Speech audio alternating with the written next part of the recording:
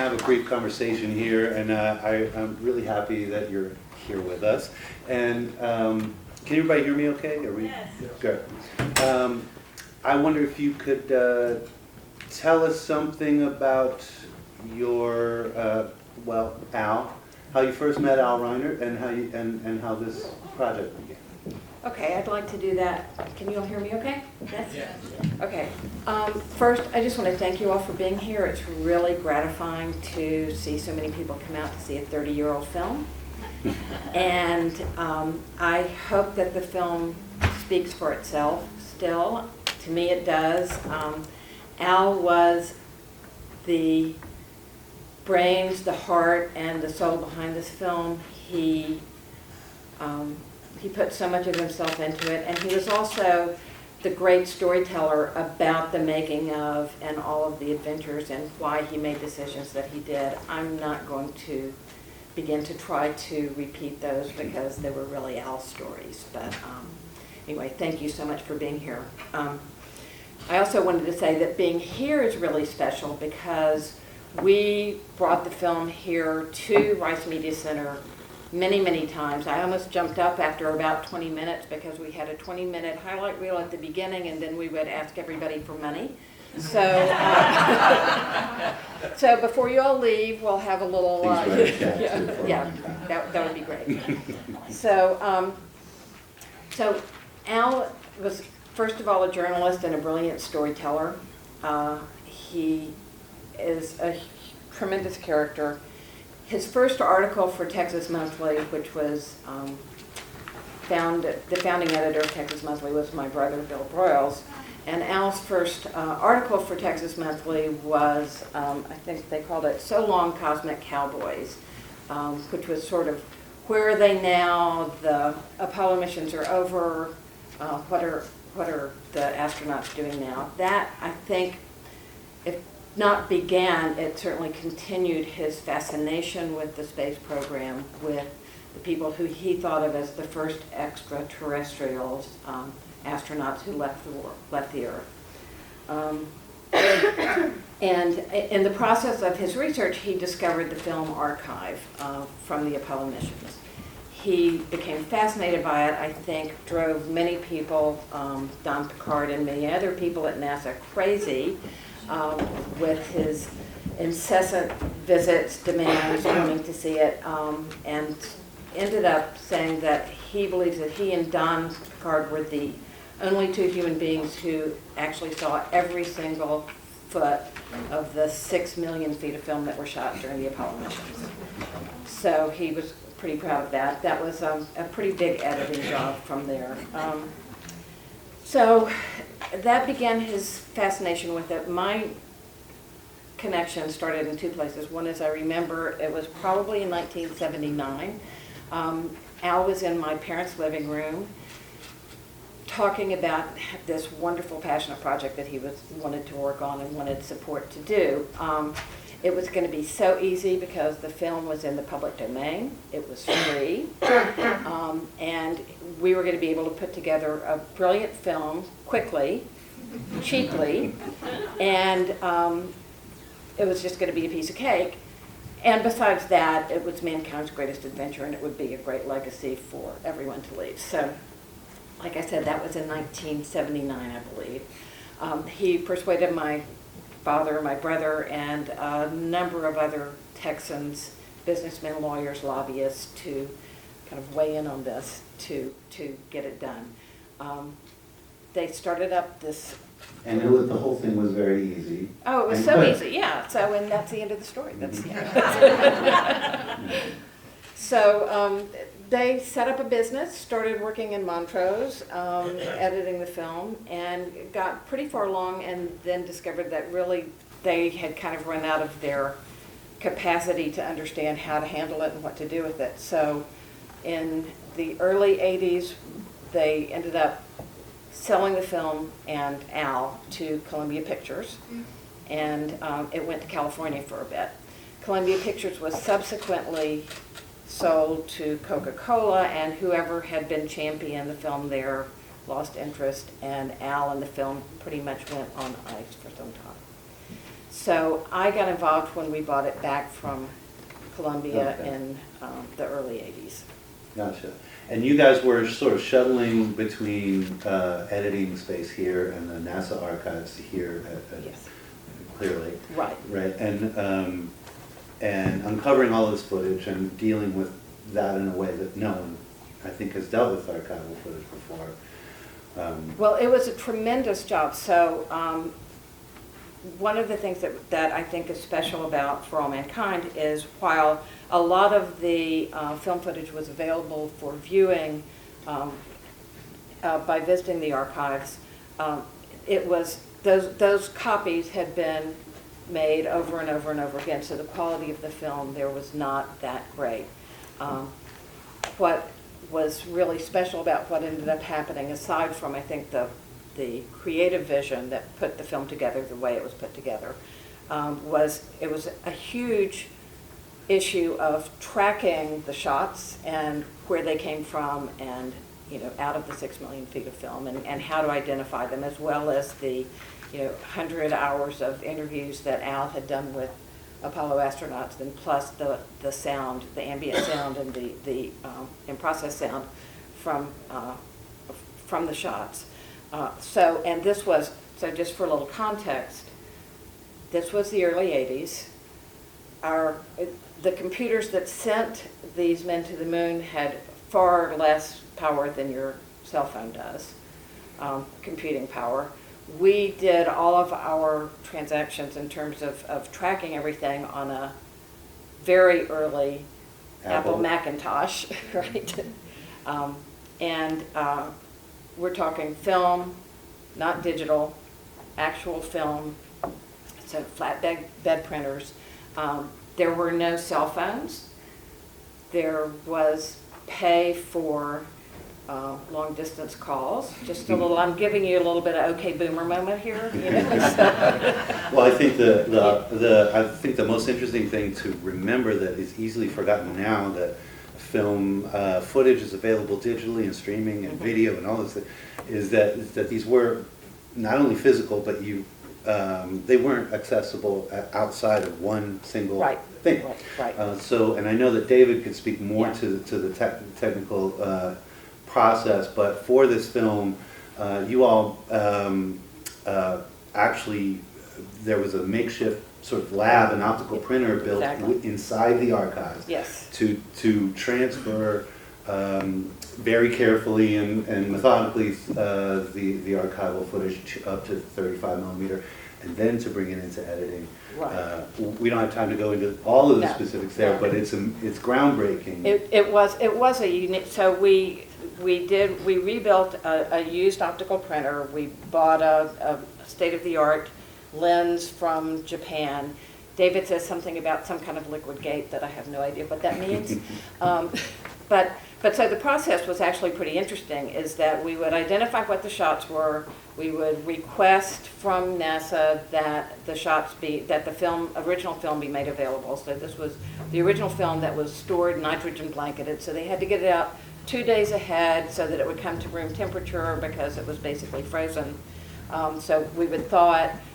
David and a NASA employee would basically string it up on the optical printer and really frame by frame enlarge it from the 16 millimeter original to 35 millimeter. And you were telling me that this process of all of that and the whole making of this film took much longer than the Apollo missions. Yes. So, longer than the Apollo missions. They had less money. Yes, than exactly. less funding. And also longer than between when Kennedy said we choose to go to the moon and when we actually landed. So it took us longer to land the film, if you will. But so in '89, you guys took it to Sundance and won both the Jury Award and Audience Award for documentary. Yes. And I'm sure that was a real premiere and vindication. It was. So and that began then the challenges of distribution, we had first the challenges of production, which were many, and then challenges of distribution continued, because while we had that great success at Sundance, which was again with excitement, David Leitner flew in from New York with the third reel, hot off the presses, the night before our the Sundance our first premiere. screening at Sundance. But we came away from Sundance without a deal. And I guess the other sort of contextual thing is that feature documentaries, marketing successful feature documentaries was not a thing then. Yeah. So just. Yeah, I'm remembering, I think that some posters or some promotion at some point said, most expensive film ever Exactly, made. yes. Because of all of the Yes. shot on location in space. So one of Al's stories is that he thought was fascinating is that he said, we sent these pilots, engineers, whatever, into outer space, and they basically had written f-stops on the cuff of their spacesuit so they'd know how to operate the cameras. They had notes written on Yeah, it. exactly. That's funny. Well, I wonder what your kind of interaction in terms of remembering Al and his kind of spirit behind this film, if you have any memories of relating to kind of him and I'm putting you on the spot a little bit. You are a little, but that's okay. No, I've been thinking about Al a lot. Does he still have outstanding bar tabs around?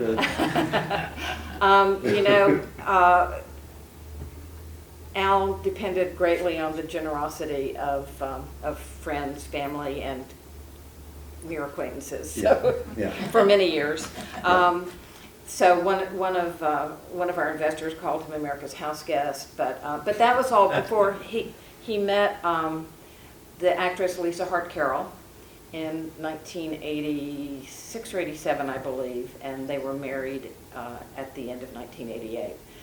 They spent the rest of his life together, and she was the love of his life, and he was. Actually, marrying Lisa really changed Al. He had been, well, he was always a very free spirit and always very creative. A bit of a rascal, yes. And one of the most charming people I've ever known. So one story I remember was we were driving late at night to Austin to try to get more people to give us money, which was how we spent an awful lot of the 80s. I'd mentioned to Peter that the 80s were commonly the decade of greed, and we spent all of that broke and working on a passion project, so sort of a little out of step with the rest of the world. But there was a Fresh Eggs farmhouse in LaGrange on the way to Austin before they did the bypass, and we were driving to Austin late at night, and Al decided that we're going to stop there. So we pull after dark into this farmhouse parking area. The dogs are barking, right? That's sort of like, okay, I'm not going anywhere. These are farmers, they've got a shotgun or something, who knows. So, but Al manages to go, knocks on the door of the farmhouse. We get invited in, we're given coffee and pie, and we left with a couple of buttermilk pies to go. So just part of his amazing charm. Yeah, and that's I guess indicative of the kind of whole process. Well, we don't have a whole lot of time. I do want to mention that I meant to mention this in the introduction. If you don't know, Al and Betsy's brother Bill Broyles were co-writers of the Oscar-nominated screenplay for the movie Apollo 13, which is a great thing. And Al made a number of films. He was involved in screenplays and also his own documentaries, and in fact was working on a documentary at the time of his death about the International Space Station, which we'll see what comes of that. Right. And you mentioned Lisa Hart Carroll, Al's wife, was scheduled to be here today, but couldn't make it today. We're going to wrap this up in just a second, but before we do, I want to bring up our friend Carlos from NASA. Hold on one second. Come on up here, Carlos. Thanks. Thank you, Peter. Hi there. I'm Carlos Fontanot from NASA. I work for the International Space Station with Dan Jacobs with NASA also, now was with the International Space Station, now with Gateway. And we just wanted to make a few remarks also. We worked with Al. And first of all, I just want to say, even though this film was not about any one particular Apollo mission, but was kind of a montage of all the missions together. I heard that the Apollo astronauts, when they saw this, all felt that this was absolutely their favorite movie, the one that most captured what it was actually like to fly a mission. And they considered him to be kind of their documentarian, and they were all loving what Al did with this. But Carlos and I met Al 5 years ago at the first CineSpace showing. And by the way, CineSpace is showing in 2 hours right here. I hope you all stay around to see that. But he was here. They showed the 20th anniversary of Apollo 13. He was there. Carlos and I met him and talked to him, and he told us about his dream to make a similar movie about the space station program.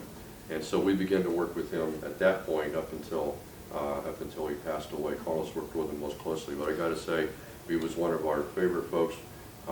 Many stories we heard from Al over beer down in Clear Lake. Oh, yeah. Repeated visits in Austin a couple of times. They can't be repeated here, I think. So. I think most of them were true, but we can't.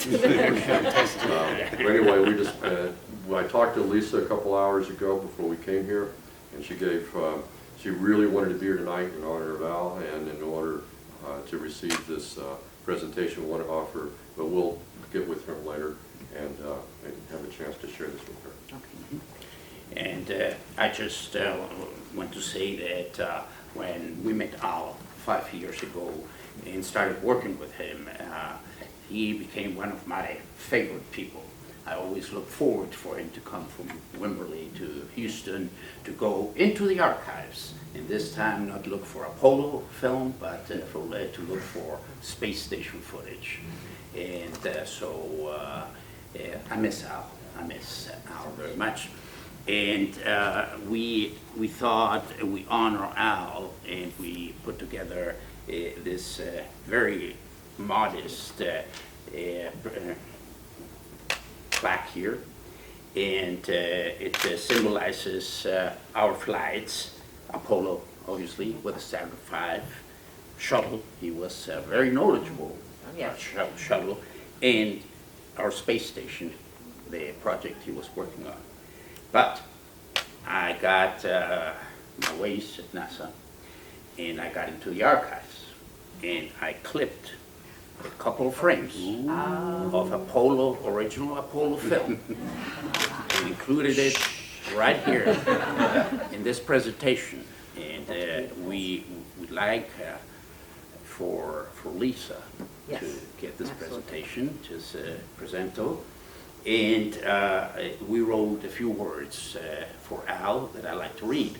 It says, in memory of Al Reinert, this Apollo 11 film represents Al's outstanding contributions in telling NASA stories to the public around the world through the art of cinema. His passion, dedication, and commitment to capturing the human element of space exploration enabled people to connect with NASA on a personal level in ways never achieved before. The NASA community will miss Al and his unique and outstanding work. So, you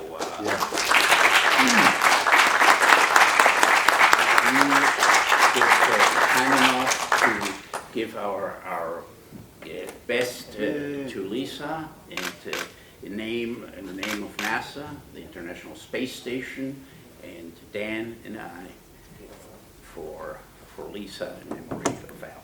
So I just want to say that I know, having spoken with Al in the year before he died, that his work on the International Space Station documentary meant so much to him that he felt that the International Space Station really represented the true promise of the space program and the cooperation and showing humanity all as one in the best possible way.